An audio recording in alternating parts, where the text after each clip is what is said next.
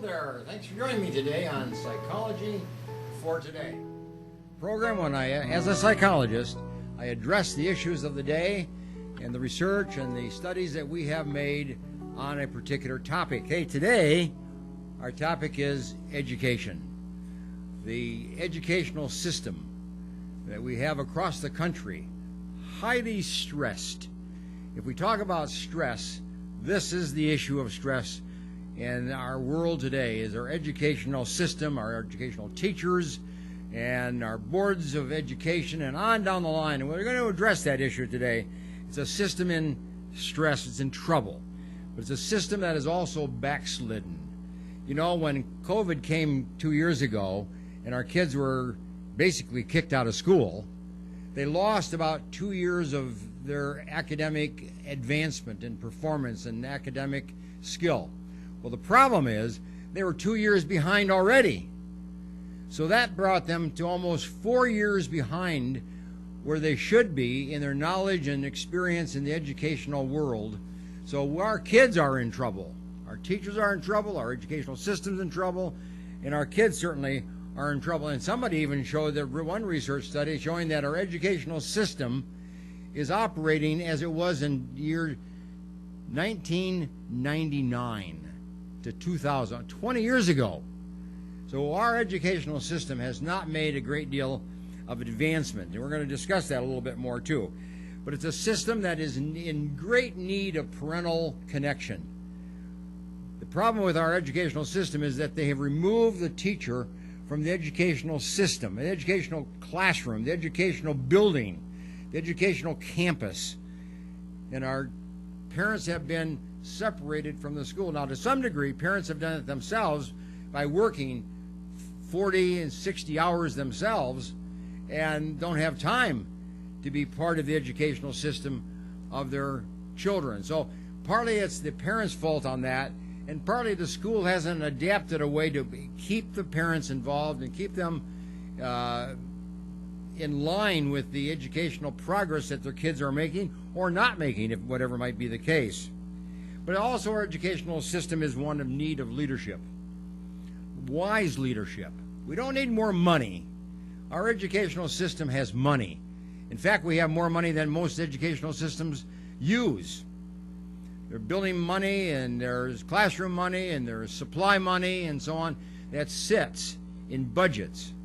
We don't need money, but we need wise leadership. And I think that's where we are today in our educational system. So what I want you to do today is to join me. Join me in a review of our educational system, what it is today, what it's become, some of the problems that the educational system is facing, and then we'll look at some of the solutions. Some of the solutions that I propose would be helpful to the educational system that our kids are in. We want to pursue not problems, we want to pursue changes and solutions to our educational system so our kids get a better deal than what they have at the present time. So what I want you to do is start the conversation. Start the conversation with me. Start the conversation around your kitchen table. Start the conversation in your family, with your friends, at work. Start talking about our educational system and start building a understanding of what our educational system really is, what it's become, and on the unfortunate part, the problems that it is facing. Now, this is a special interest to me. I have taught elementary school, high school, junior college, postgraduate education, and I've been on the board of a university. So I have had an educational experience that most people don't have. And I've looked at the educational system within, as well as it's been an interest of study of mine and research that I've read on it and problems. So when I look at the potholes and I look at some of the problems of our educational system, they're there. And I'm very much aware of the problems and the potholes that our educational system has. So what I'd like to do now is just to kind of identify some of the problems that are before. Now, these are not all the problems. This is just a survey of the problems that we are facing as an educational system. So let's take a look at some of them, what they might be, and kind of where you are as a family and as a parent in your thinking of the educational experience that your kids are receiving in school. First of all, let me just talk about this. Our teachers. Our teachers are stressed beyond repair. 70% of the teachers across the country wish they could resign and retire, and are in the process of finding a way to do that. 70%. So we have a teacher population that's very unhappy. They're stressed and they're very unhappy, despite the fact that the average teacher makes $65,000 a year. Now that seems to be like a lot of money, and that most teachers would be satisfied with putting up with a little stress for $65,000. In some cities, it's $75,000. In New York, it's $85,000. Chicago, it's about $85,000. Some of the big cities are at the higher levels of income. So you would think that teachers would at least put up with whatever guff they have to put up with that kind of income, but it's not true. No matter what the income level is, teachers want more, and teachers want less stress, less demand on themselves. So we are in a troubled situation with our teachers. The commitment, the determination of our teachers is just not there. When you're thinking of retiring, you're thinking of getting out of education, you're not thinking of how I can help little old Johnny in the classroom. You're thinking of your own best interest in the future. And we're overlooking what little Johnny needs in the educational system that he needs to be exposed to. 300,000 jobs are open today for teachers across the country. So if you're thinking of education, if you're thinking going into education as a career, 300 jobs are out there that are open. You can almost go to any city, any state, anywhere you want to go and get a job. That's where we aren't teaching our kids with qualified teachers. We're filling in the gaps with other kind of teachers with lesser quality, lesser training, so that we can at least cover the day. So that's what's going on. Teachers are burned out, totally burned out in their classroom. In fact, to address this, one school system in the East did this. Twice a month, the administration meets with the teachers individually and talks about ways in which they can do better and ways in which they can be of benefit, and how the administration can help, and how teachers can help each other, and so on.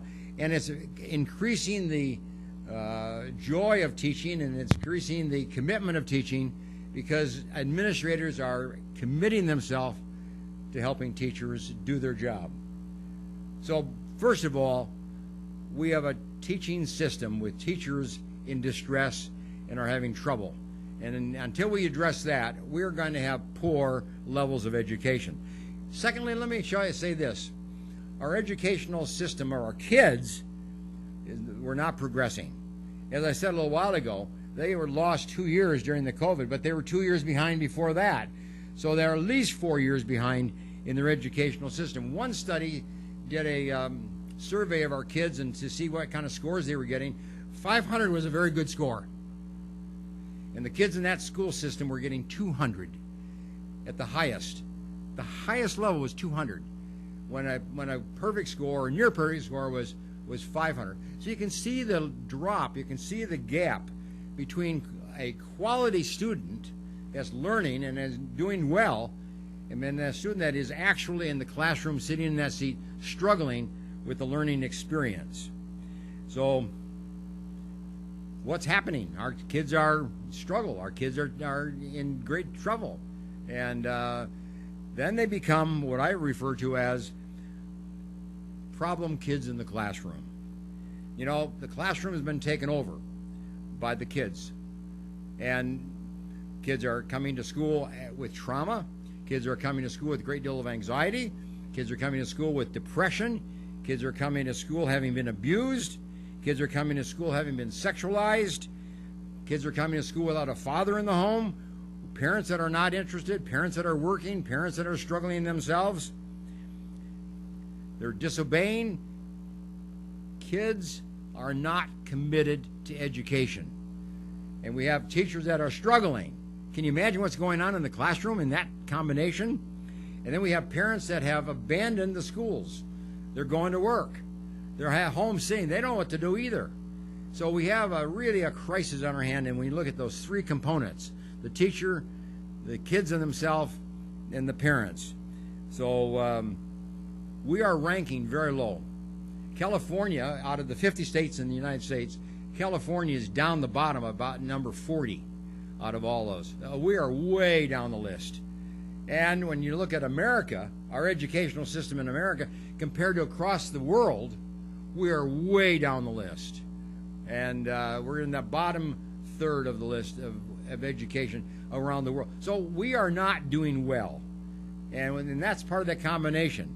Teachers who are stressed, kids who are not committed to their education, not paying attention, so to speak, have other kind of problems they're dealing with, and then we have a classroom that just is out of control, and teachers are having struggle handling that, and without the help of parents that should be there. Now, 25% of the time kids are in school, they do not pay attention. They do not pay attention to the teacher 25% of the time. That was in 1960. A very good research study was done. How much time a kid is on task and how much time a kid is off task in the course of a lesson or an hour worth of education. And they found that 25% of the time kids are not paying attention, they're off task. 25. Today, it's half. I talked to one teacher who said this: I give a lesson for 39 minutes. It takes me 15 minutes to get the kids' attention, to get them quieted down, to get them to be organized so that I could teach. So here's a teacher that has maybe 20 minutes left of teaching out of the 40 minutes of a classroom. Kids aren't getting educated because teachers can't devote the time to the educational lesson that they're trying to give because the kids are disruptive and the kids are out of control and kids are restless and so on. So that's the context of what's going on in the classroom. Now, I said a little while ago that parents are excluded. To some degree, parents have excluded themselves. But there was a book written some years back by a very notable individual by the name of Hillary, said that children need to be raised by a village. Nonsense. She was arguing for that the government take over the raising of children and the educating of children. And here we have an educational system run by the government, and look at what kind of stress it's in. Look how bad it's doing. That is not the answer. That book did not give us the solution to the educational system or to the family system either, for that matter. It is not the government that's going to make us on top of the list when it comes to education. It's going to be parents first, and then teachers second, and then the kids will follow. But we got to look at that kind of a upswing if we're going to bring our educational system up to date, whether it's by the topics or whatever it might be. Gone are the days of where mother brings cupcakes into the schoolroom and gives to the kids because their child has a birthday. You know, gone is the day that we have room mothers in the classroom during the day helping with the teacher, helping the teacher in the discipline of the kids. See, parents have exited the classroom, and we have paid the price accordingly. Now, here's another problem. What I call the identification confusion. Our educational system has gotten confused as to who I am, what I am, boy, girl, male, female. We've gotten now off the track into all kinds of pronoun issues and gender issues and trying to identify people in different configurations and structures. Nonsense to all that. A kid walks into the classroom in the morning and that kid is a boy or that kid's a girl. And will walk out that day of the classroom as a boy or as a girl and needs to be taught lessons as a boy or as a girl. And that's when our educational system will show some recovery and some advancement. But when we're diverted to all this kind of gender talk and all this kind of confusion as to who you are and what you are, we aren't going to be learning much, because confusion takes away from subjects, it takes away from topics, it takes away from the learning process. Anytime you introduce confusion, anytime you introduce debate, you lose the learning power that is taking place in that particular classroom. Teachers spend more time deciding what bathroom kids can go to as compared to being able to teach them a lesson in history, or a lesson in social studies, a lesson in math, or whatever it might be. And that comes from the mouth of teachers that I've talked to.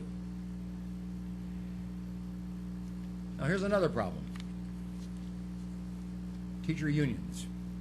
teacher unions. Now, unions have a role to play. They're there to advocate for teacher salary, teachers' benefits, teacher conditions of teaching. They aren't there to enter into the educational decision making. They are not there to teach or to decide what books to use or what kind of topics to use or what subjects to use or what names or what pronouns to use. They're not there for that purpose, but they've crossed the line. Many of our school unions have crossed the line into the educational decision-making process, and that is where they do not belong. They belong in the employment world of a teacher as to her salary and her conditions of teaching. They are not there for the actual educational process, and we need to tell our unions, get out of the classroom and don't deal with that issue at all. That's not their domain, and that's not their training, that's not their experience, and it's not helpful. The whole point of that is that kids need to have a union themselves. If anybody needs a union, if anybody needs to step into the classroom, it needs to be a union that has been formed for the sake of the children, the student, not the teachers' union coming in and affecting the teaching process of kids. That's the wrong way that's going. So if you want to do something for our kids, start a union for children so that their best interest is looked out on and that they will benefit from the advice and the strength that might come from a union should they have one as kids themselves. And then let me just say this: politics in the classroom. We don't need politics in the classroom. We need an educational system that is neutral relative to politics. We don't need a school to be of one persuasion or the other. Now, we know that teachers generally belong to one particular Democratic Party. We know that. And we know that they give their money to the Democratic Party. We know that unions are Democratic in their orientation, so we know that. But an educational system will never rise to high quality when you let the teachers and you let the entire educational system be controlled by one party. It should be neutral politically. It should be neutral in terms of hiring teachers, paying teachers, advancing teachers, and advocating for teachers. It should be on the basis of what is best in the educational system, not what is best politically. So we got to get out of that political world relative to our educational classroom and get back into the idea of our kids being free and being able to have the freedom of education, the freedom of thought, the freedom of expression, the freedom of joy in the classroom, and then enjoy their educational experience. So what I'd like to do now is to just kind of shift my attention here just a little bit for you. You know, we've been looking at some of the problems that's going on in the class. Now I can name more. I gave you about 9 of them, but I can give you another 9 if you want to spend time on that. The educational system reeks with problems, and these are just a few, and you can name other ones, and I encourage you to do that. But let me take a look at some of the potential solutions that are out there. We do have some solutions, and I have some thoughts along the lines of what we might do to help our educational system along and help our kids along have a better educational experience. So let's take a look at that in just a minute. But as I transfer over to another desk and sit, I want you to kind of reflect on a quote. And the quote is a very important one, and I want you to understand it. One father in the home is equal to 5 headmasters. One father in the home is equal to 5 principals, 5 superintendents, 5 head teachers, if you will. But let me just change that just a little bit. One father in the home committed to education is equal to 5 headmasters. Might be equal to 10 headmasters. Dad, we need you to be educationally committed. Dad, we need you to be educationally involved. Dad, we need you to be educationally encouraging for your student. We need to have you follow the educational progress of your kids, and you be at school whenever you can be and whenever there's an opportunity. Let your voice be heard in the school system of your educational community and for your kids. Dad, you carry a big weight And when you don't speak up for education, you're neglecting the welfare of your children. And you're letting your kids just flounder educationally. And they're going to pay the price for that well into the future. So, Dad, you be involved and you commit yourself and be an educational cheerleader, for your kids. No matter what your educational background is, doesn't matter. You be an educational cheerleader, for your kids because they need you in that particular role. So let me transfer over and we'll take a look at some of the solutions that we can come up with now as we look at our highly stressed educational system.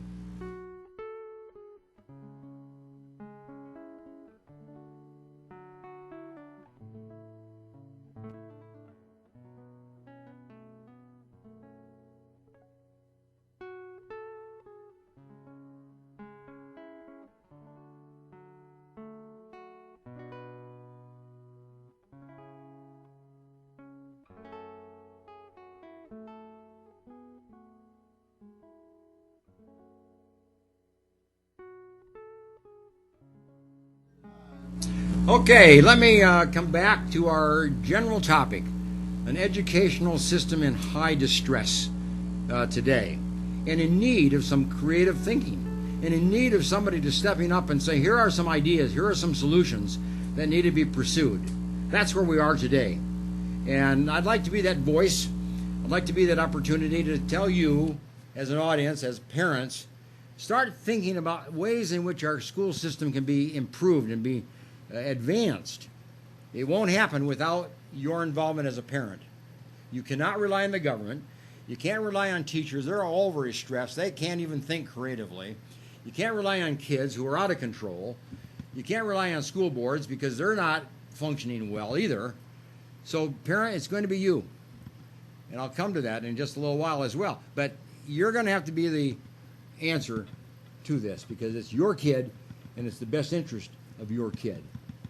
Hey, here's solution number one. Get your kids out of the public school that they're in if they're not achieving. If they're not doing well, get them out of there. In other words, school choice is really a big answer for your kids. Your kids should be thriving educationally. They should be up to school level, up to grade level. They should be advancing every year. They should be happy. They should be enjoying school. They should like their teacher. They should be doing well. If they're not, you need to consider an option for your kids. And there are all kinds of options. There's homeschooling, there's charter schools, there's magnet schools, there's private schools. Every school system in America, in every state of the union, has options for their kids except one state. One state says you got to go to the public school. All the other states have options and allow options. And sometimes it just requires a parent to come up and say, I would like to have my kid educated in a certain kind of way. And that is possible in almost every state. In other words, parents, you have choice. You have options. You have the possibility of getting beyond a dull, non-performing classroom with a dull, non-performing teacher and with a student that's now become dull and non-performing. So the educational system today costs about $15,000 per student per year. That's what it costs about in California. Some are a little bit more than that, $18,000. But just take that as a number, $15,000 per year. The state pays our educational system to educate your child. Now, what would happen if you took that $15,000? The state gave you that money, and you gave it to a private school in your community that you want your kid to go to. That's school choice.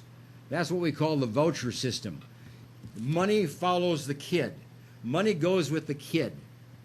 If you go to a private school, they get the $15,000. You go to a public school, they get the $15,000. If you go to some kind of a homeschooling, there's an arrangement for that. So that there are dollars spent in different kind of educational systems depending on the level of cost of that particular form of education. So school choice is your big answer. If you're not happy with your school system and you're not happy with how your kids are doing, get your kid out of there. You've got to like and you've got to trust your school system. You know, there was a research study done not too long ago in the medical profession among people who are undergoing surgery. And what they found was this, that the people who do well in surgery like and trust their doctor. like and trust their surgeon. But if you have an inappropriate outcome or a bad outcome, it could very well be related to the fact that you didn't trust your doctor, you didn't like your doctor. Something happened. So we know that liking and trusting is a big factor in the outcome of surgery. Okay, what about the outcome of an educational system? If you like and trust your teacher, make sure your kid is in that classroom.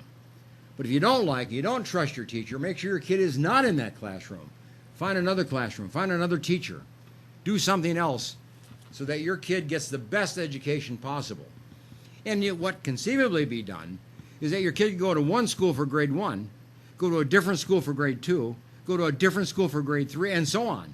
Because schools are better at some grade levels and some teachers are better at some grade levels.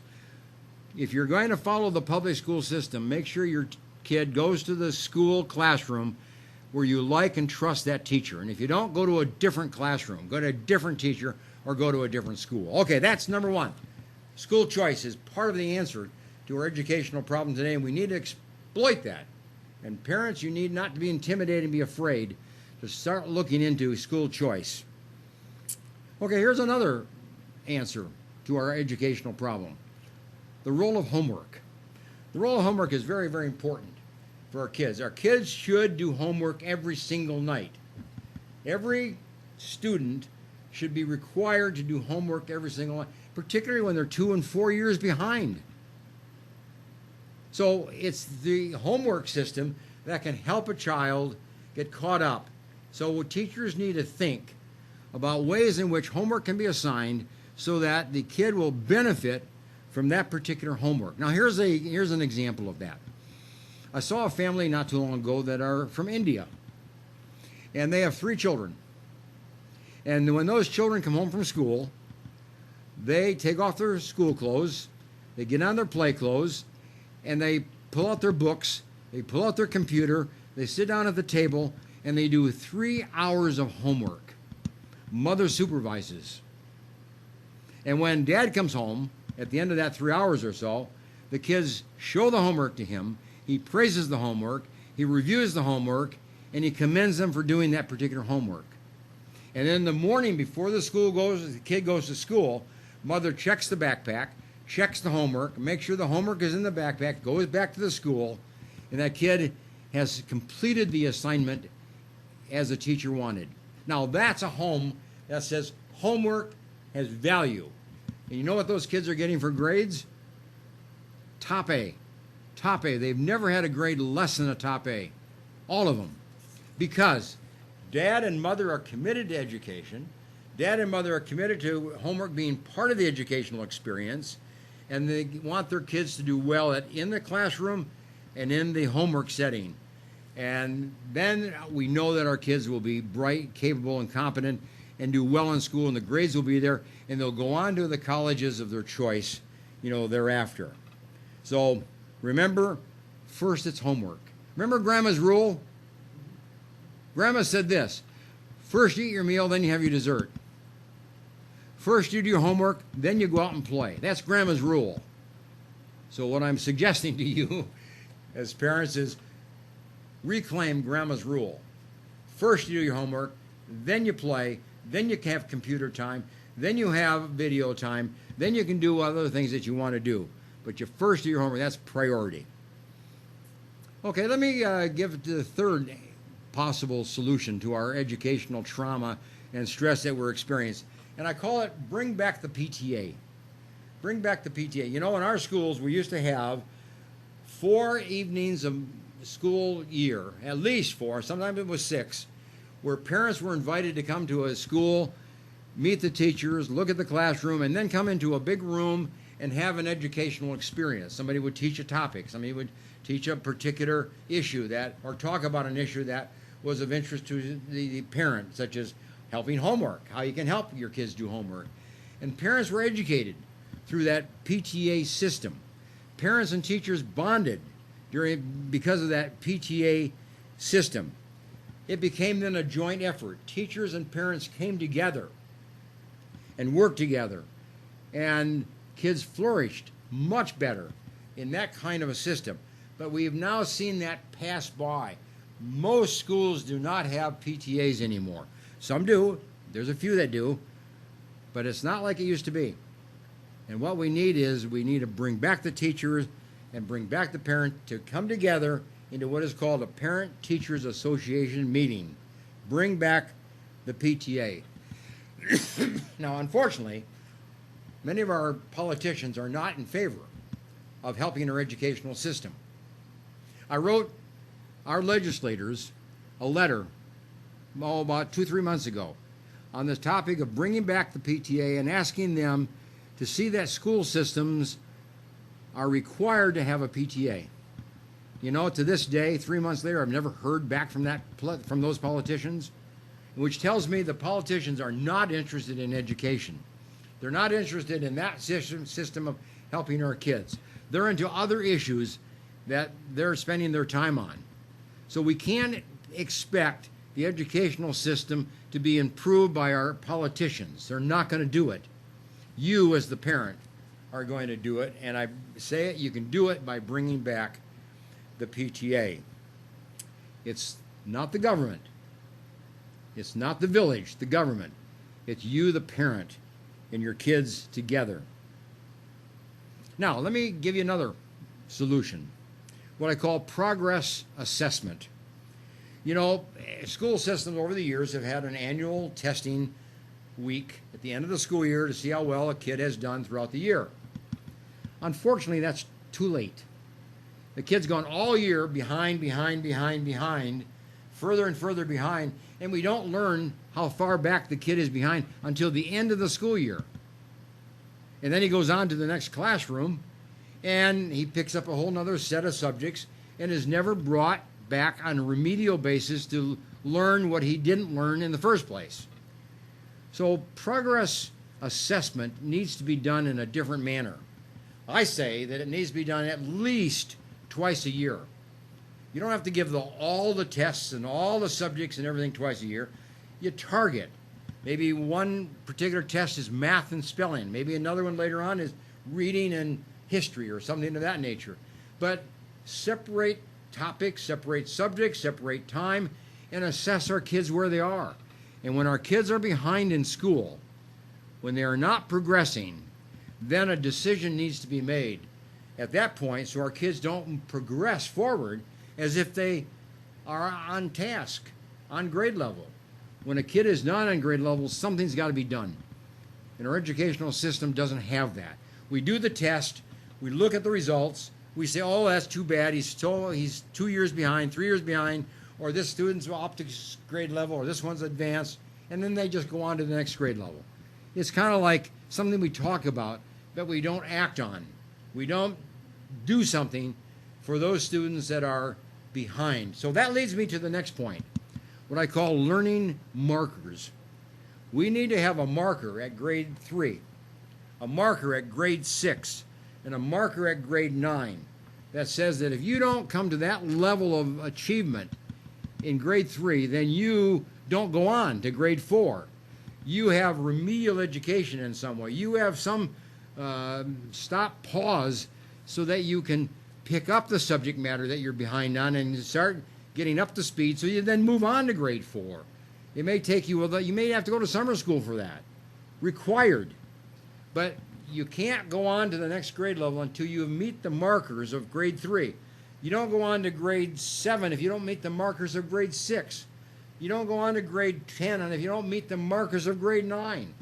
We need to have teeth in our educational system. And we need to have systems that bring these kids up to speed. Summer school, evening school, before school. We need to have homework assignments, special classes, special education classes that are targeting our kids that are behind. Not wait until they get up into junior high school. Not wait until they get up into grade 4, 5, or 6, or whatever. We need to catch it early on and make sure that our kids are up to speed. Now, here's the deal. Why do I say grade 3? Because this research shows this, that you can predict the kid who's going to end up in prison in grade 3, depending on how his behavior and his attitude and his academic achievement is in grade 3. you can predict if that kid will end up in prison. So grade 3 is a pretty and powerful year. It's a very strong year, and we need to be on top of that one, and we need to look at that and make sure that our kids have an educational system which they deserve. Okay, now let me just talk about another topic. Police on campus. That's a controversial topic. Police on campus. I'm in favor of that. I think we do deserve police on campus. Our kids deserve it. Our teachers deserve it. They need that kind of help. They need that kind of authority. They need that kind of power. You see? We need police on campus. But however, here's the catch. Not every school needs a policeman. Some schools just need a parent that roams the playground and roams the hallways of the school. Some schools just need a probation officer or some kind of a community service agent or somebody that's been authorized to have some authority for management of the behavior at school. We need cops in certain schools, and I call that level 1 schools.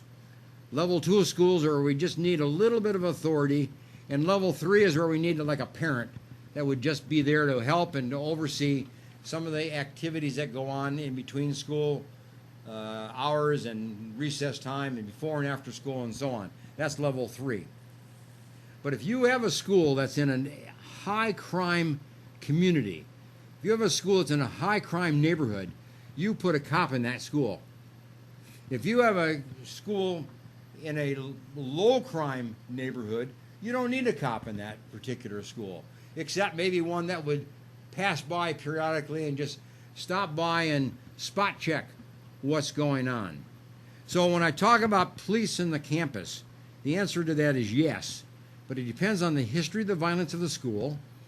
It depends on the history of the violence of the community and the neighborhood of that particular school and the nature of the students in that school at the time. It might have moved up the scale to be more of a high-risk school at some point.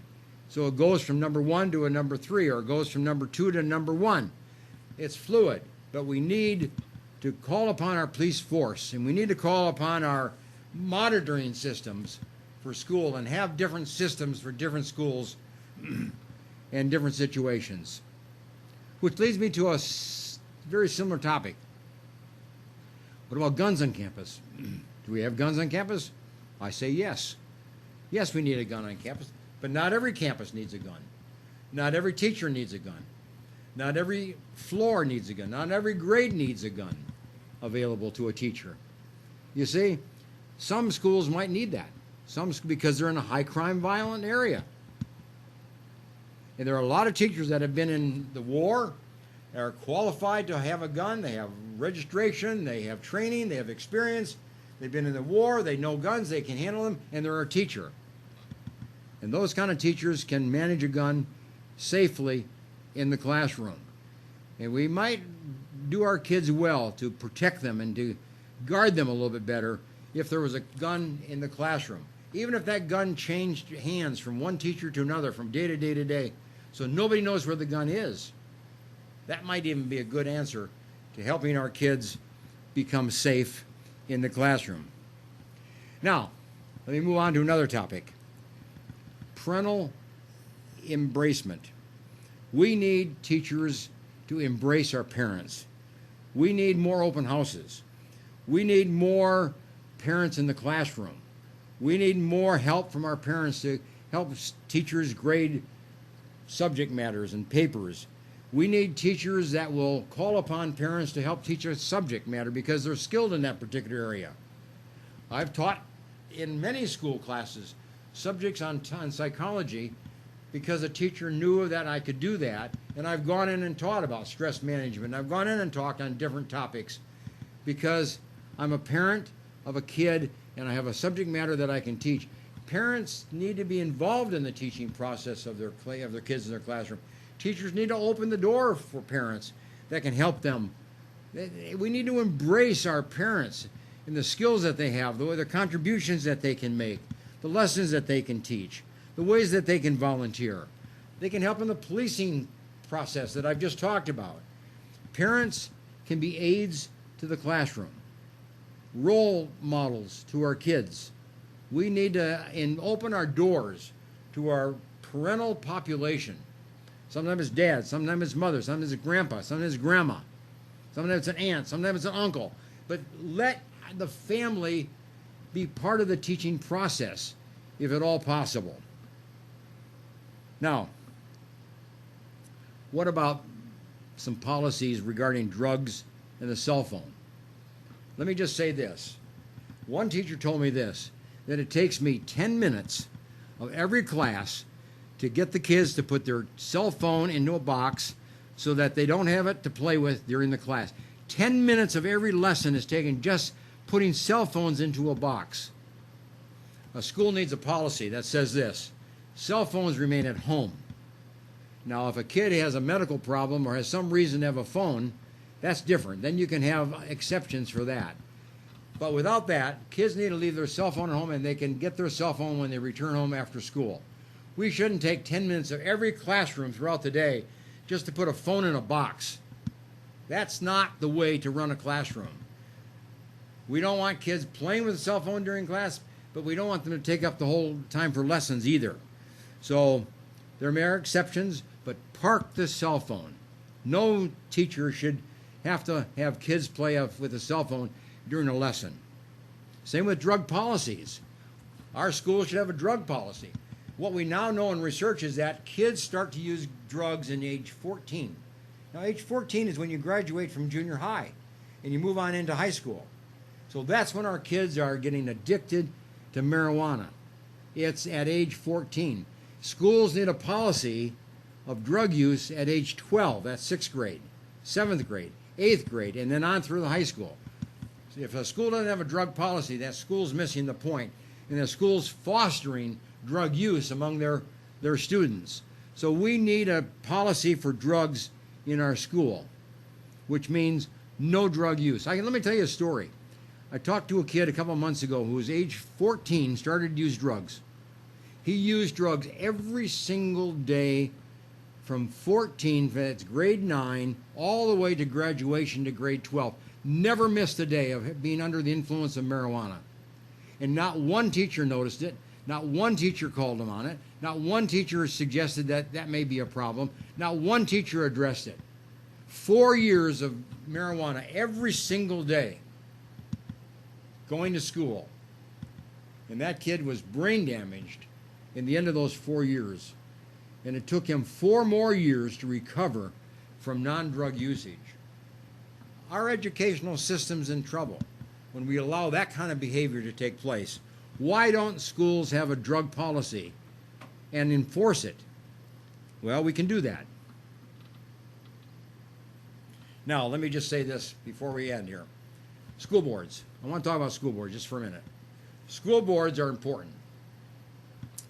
You know, most school boards are run by parents, obviously, but many of them are run by parents who were parents in the past. Their kids are now out of school. They're now older. They're not young parents anymore. They don't have the vested interest in their school system that a young parent would have because his kid's in that school system. We need parents to step up and volunteer to be on school boards because they have kids in the classroom of that school and that school system. We shouldn't be inviting, not that they can't be, but we shouldn't be electing people on the school boards who are 60, 70, 80 years old who are displaced from the educational system.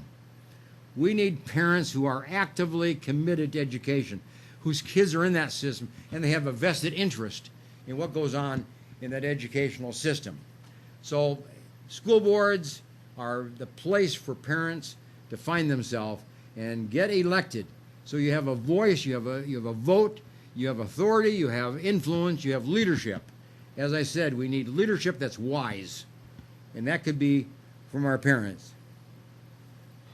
Now, some kids need a gap year. Let me just say 2 things in closing. A gap year says this: after you graduate from high school, don't go to college. That's true. Don't go to college. Take a trip across Europe. Spend 6 months traveling Europe. Go to South America. Go live somewhere else. Go work somewhere. Get a job. Take a year and mature. That's what our educational system should be promoting. with certain kids. We know the kids that should not go to college. We know the kids that are not ready for college.